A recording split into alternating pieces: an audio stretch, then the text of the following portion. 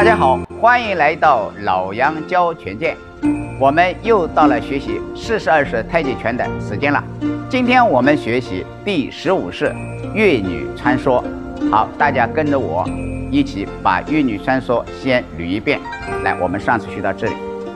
好，重心后移啊，我们转腰的时候，左手手心向上，右手手心向下，然后穿掌，然后转腰侧步，左脚侧步。好，有个捋，收脚捋回来，然后左手搭在右手的手腕上，斜的啊，然后上步。啊，这个时候有个左脚有个跟步，我们重心前移，然后右手往后匀到我们耳侧，然后下滑到左肩，好，再上步。这个时候弓步时候，左手推，右手架。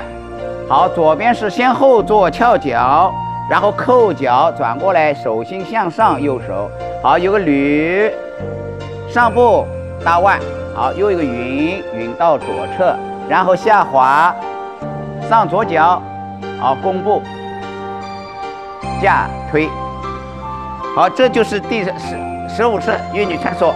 越女穿梭主要有个跟步啊，然后呢有个搭腕跟步，然后右手匀，左侧和右侧都是一样的啊。我们现在再跟着我学习一遍啊，再跟着我练一下啊。我们上一节到这里啊，来，先后做翘脚，然后向右做的时候穿掌慢一点，然后转身侧步捋，收脚上步，有个匀跟步，别忘跟步。好，手是下滑下来的。